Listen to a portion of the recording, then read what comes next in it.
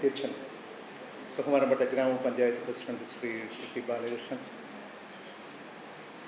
സമ്പൂർണ്ണ ലൈബ്രറി രൂപീകരിച്ചതിൻ്റെ പഞ്ചായത്ത് തല പ്രഖ്യാപനം നടത്തുന്ന ശ്രീ പ്രബീർ പുർക്കായസ്ഥ, വേദിയിലുള്ള ബഹുമാന്യരായ ജനപ്രതിനിധികൾ, സാമൂഹ്യ പ്രവർത്തകർ, പ്രിയപ്പെട്ട ഗ്രന്ഥശാല പ്രവർത്തകരെ, സുഹൃത്തുക്കൾ, സമാനതകളില്ലാത്ത ഒരു പ്രവർത്തനത്തിനാണ് കണ്ണൂർ ജില്ല ഇപ്പോൾ സാക്ഷ്യം വഹിക്കുന്നത്.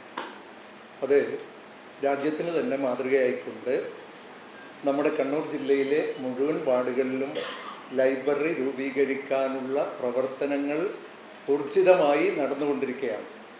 ഈ 2024 അവസാനമാകുമ്പോഴേക്ക് നമ്മുടെ ജില്ലയിലുള്ള 81 ലോക്കൽ ബോഡികളിലും എല്ലാ വാർഡുകളിലും ലൈബ്രറി രൂപീകരിക്കാൻ വേണ്ടി പോവുകയാണ്. ഇതിനകം 34 ലോക്കൽ ബോഡികളിൽ സമ്പൂർണ്ണ ലൈബ്രറി പ്രഖ്യാപനം കഴിഞ്ഞു. കല്യാശ്ശേരി പഞ്ചായത്ത് 35ാമതായിട്ടാണ് ഇപ്പോഴും വരുന്നത്. ആകെ 81 ലോക്കൽ ബോഡികളാണ് നമ്മുടെ ജില്ലയിലുള്ളത്. നമ്മുടെ ജില്ലാ പഞ്ചായത്തിൻ്റെയും അതുപോലെ ഓരോ ഗ്രാമപഞ്ചായത്ത് മുനിസിപ്പാലിറ്റികളൊക്കെ സഹായത്തോടു കൂടി കണ്ണൂരിൽ രൂപീകരിച്ചിട്ടുള്ള people's mission for social development നിങ്ങളെല്ലാം മനസ്സിലാക്കിയിട്ടുണ്ടാവും. ഡോക്ടർ വി ശിവദാസൻ MP ചെയർമാനായിക്കൊണ്ടുള്ള ലൈബ്രറി കൗൺസിലും ജില്ലാ പഞ്ചായത്തിൻ്റെയൊക്കെ സഹായത്തോടു കൂടിയാണ് ഈ മിഷൻ്റെ പ്രവർത്തനങ്ങൾ നടക്കുന്നത്. ഈ വർഷം അവസാനമാകുമ്പോഴേക്ക് അത് എല്ലാ വാർഡിലേക്ക് എത്തും. ഇപ്പം തന്നെ ചില മണ്ഡലങ്ങളിൽ, നമ്മുടെ മുഖ്യമന്ത്രിയുടെ മണ്ഡലം ധർമ്മടം മണ്ഡലത്തിലെ 8 പഞ്ചായത്തുകളിലും സമ്പൂർണ്ണ പ്രഖ്യാപനം കഴിഞ്ഞു. ലൈബ്രറികൾ എന്താണ് ഈ നാട്ടിൽ വരുന്ന മാറ്റം എന്നുള്ളത് ഞാനിവിടെ വിശദീകരിക്കുന്നില്ല, കാരണം നിങ്ങൾക്കെല്ലാം അത് അനുഭവവേദ്യമായിട്ടുള്ള കാര്യമാണ്. ഒറ്റ വാക്ക് പറഞ്ഞാൽ, ഗ്രന്ഥാലയങ്ങൾ പഴയ പോലെ കേവലമായി പുസ്തക വിതരണ കേന്ദ്രം മാത്രമല്ല, ജനങ്ങൾക്കെല്ലാം ഉപകാരപ്രദമാവുന്ന രീതിയിലേക്ക് ഒരു വലിയ കേന്ദ്രമായി, അവർക്ക് എല്ലാ സേവനങ്ങളും കൊടുക്കുന്ന കേന്ദ്രമായി നമ്മുടെ ഗ്രന്ഥശാലകൾ മാറാൻ വേണ്ടി പോകുന്നു. ആധുനിക കാലത്തോടൊപ്പം തന്നെ ഗ്രന്ഥശാലകളിലും മാറ്റം വന്നുകൊണ്ടിരിക്കുകയാണ്. അതായത് ഡിജിറ്റൽ സാങ്കേതികവിദ്യ ഉൾപ്പെടെ പ്രയോജനപ്പെടുത്തിക്കൊണ്ട് ജനങ്ങൾക്ക് എല്ലാ സേവനങ്ങളും കിട്ടുന്ന കേന്ദ്രമായി ഗ്രന്ഥാലയത്തെ മാറ്റാൻ വേണ്ടി പോകുന്നു.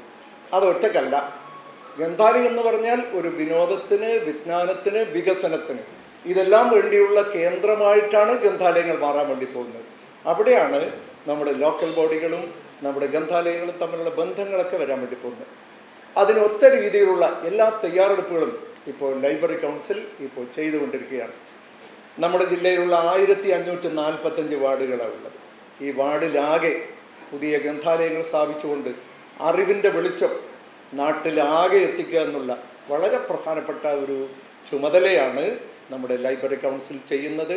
അതിൻ്റെ ഭാഗമായി ഇവിടെ കല്യാശ്ശേരി പഞ്ചായത്ത് ചെയ്തിട്ടുള്ള ഈ പ്രവർത്തനത്തെ കണ്ണൂർ ജില്ലാ ലൈബ്രറി കൗൺസിലിന് വേണ്ടി ഞാൻ ഞങ്ങളുടെ സ്നേഹം അറിയിക്കുകയാണ്.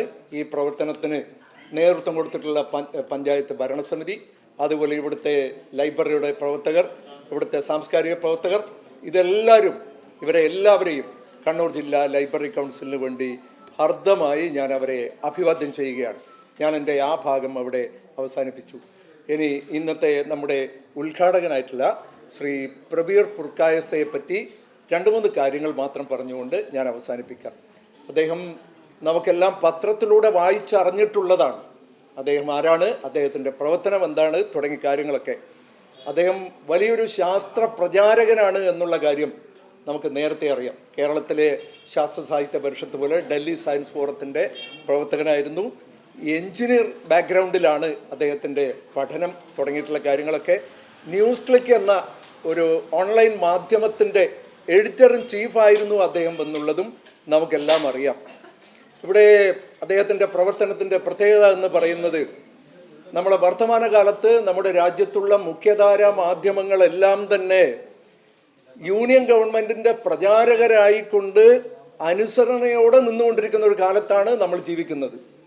ഒരു മാധ്യമവും ദേശീയ തലത്തിൽ ഭരിക്കുന്നവരെ അവരെ വിമർശിക്കാനോ അവരുടെ തെറ്റുകൾ ചൂണ്ടിക്കാണിക്കാനോ തയ്യാറാവാത്ത രീതിയിൽ ഓരോ മാധ്യമവും ഭരണത്തിന് കീഴ്പ്പെട്ടുകൊണ്ട് അവരെന്താണോ പറയുന്നത് ആ കാര്യങ്ങളെല്ലാം ചെയ്തുകൊണ്ടിരിക്കുന്ന ഒരു വർത്തമാന കാലത്താണ് മറ്റൊരു ശബ്ദം കേൾക്കുന്നത്.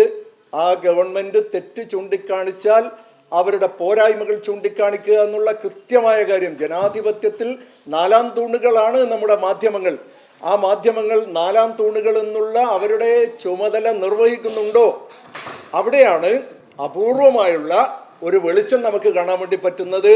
അത്തരമൊരു പ്രവർത്തനത്തിന് നേതൃത്വം കൊടുക്കുന്ന ഒരു ഓൺലൈൻ പോർട്ടലിൻ്റെ എഡിറ്റർ ഇൻ ചീഫാണ് ഡോക്ടർ പ്രബീർ പുർക്കായസ്ത എന്ന് പറയുന്ന അദ്ദേഹം. പിന്നെ അദ്ദേഹത്തിൻ്റെ നേതൃത്വത്തിൽ നടത്തിയിട്ടുള്ള പ്രവർത്തനങ്ങളൊക്കെ അറിയാം. ദില്ലിയിൽ നടന്നിട്ടുള്ള കർഷകരുടെ സമരം, അതോടൊപ്പം തന്നെ പിന്നെ ഉത്തരേന്ത്യൻ ഗ്രാമങ്ങളിലെ ജനജീവിതത്തെക്കുറിച്ചുള്ള കാര്യം. ഇന്ന് നമ്മൾ നോക്കുമ്പോൾ മുഖ്യധാരാ മാധ്യമങ്ങളൊന്നും തന്നെ ഇത് പ്രചരിപ്പിക്കുന്നില്ല, വാർത്തയായി വരുന്നില്ല. ദില്ലിയിലെ കർഷക സമരം നമ്മൾ കണ്ടതാണ്. എത്ര ഉജ്ജ്വലമായ രീതിയിലാണ് കൃഷിക്കാർ തങ്ങളുടെ ആവശ്യങ്ങൾ ഭരണകൂടത്തിൻ്റെ ഭീകരതയെ അനുസരിക്കാതെ അല്ലെങ്കിൽ അംഗീകരിക്കാതെ എങ്ങനെയാണ് മുന്നോട്ട് കൊണ്ടുപോയത്. അതോടൊപ്പം തന്നെ വടക്കേ ഇന്ത്യൻ ഗ്രാമങ്ങളിൽ എത്രമാത്രം ദാരിദ്ര്യവും കഷ്ടപ്പാടും അനുഭവിക്കുന്ന ജനത.